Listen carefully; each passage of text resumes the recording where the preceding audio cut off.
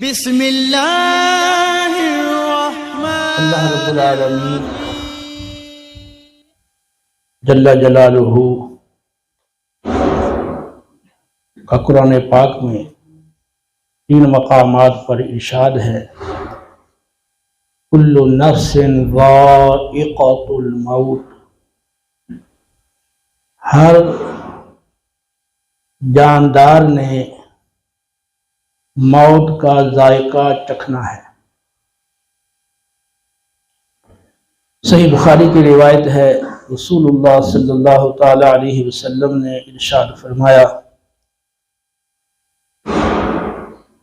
दुनिया में ऐसे रहो जैसे कोई परदेसी हो या राह चलता मुसाफिर। जब सुबह करो तो शाम का इंतज़ार मत करो, और जब शाम करो तो सुबह का इंतज़ार मत करो, और अपने आप को मुर्दों में शुमार करो। तिर्मिज़ी की हदीस पाक है, इंसान के लिए मौत ही वाज काफ़ी है। यानी इंसान को अपनी मौत याद हो तो उसकी नसीहत के लिए और उसको सही राह पर चलाने के लिए, उसके अमाल को सुधारने के लिए मौत बतौर वाज की काफ़ी है। इसके अलावा मुतअद्दिद मौत के हवाले से आयात हैं, अहादीस हैं,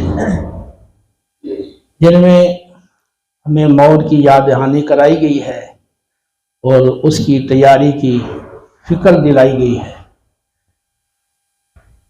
आज का हमारा ये प्रोग्राम और ये इज्तिमा दरअसल मौत यानी जब नज़ा का आलम तारी हो और फिर जब मौत वाक़े हो जाए, तदफीन तक इन तमाम मराहिल और मौक़े में शरीयत की जो तालीमात हैं और जो इस्लाम के अहकामात हैं, उनसे हम आगाही हासिल करें, उनको हम सीखें, और फिर जिन अमूर का तल्लुक अमली तरीका यानी प्रैक्टिकल के साथ है, तो वो सामीन को करके दिखाया जाए, ताकि तजहीज़ व तक़सीम से मुतल्लिक़ा जो अहकाम हैं अच्छी तरह ज़हन नशीन हो सके। जब किसी मुसलमान पर नज़ा का आलम तारी हो तो सही हदीस में हुक्म है, लक़्तिलू मौताकुम ला इलाहा इल्लल्लाह। अपने मुर्दों को यानी करीबुल मर्द अफराद को ला इलाहा इल्लल्लाह की तलक़ीन करो। और उसका तरीका यह है कि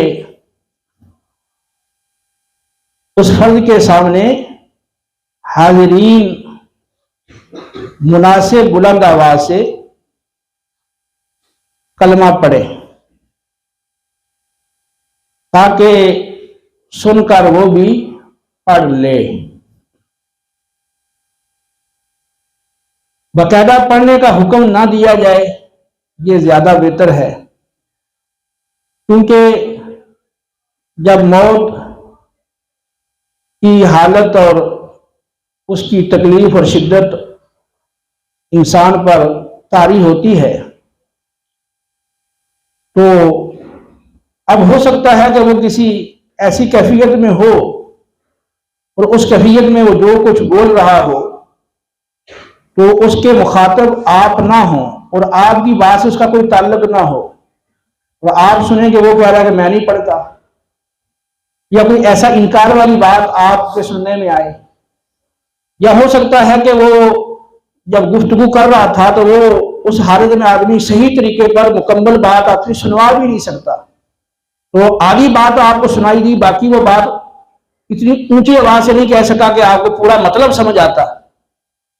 तो अगर कोई इनकार वाली बात आपके सामने आई तो वो इंतहाई नापसंदीदा बात होगी, तो उसके सामने मुनासिब आवाज से पढ़ा जाए ताकि वो सुन के पढ़ ले। और अगर उसने पढ़ लिया है, दोबारा फिर उसने कोई बात की है, कोई कलाम किया है दुनियावी, तो फिर उसके सामने तलकीन की जाए ताकि वो उसका आखिरी जो कलाम है वो कलमा पाक हो। क्योंकि हदीस पाक में ऐसे शख्स के लिए खुशखबरी दी गई है कि जिसका आखिरी कलाम ला इलाहा इल्लल्लाह हो तो वो शख्स जन्नत में दाखिल होगा।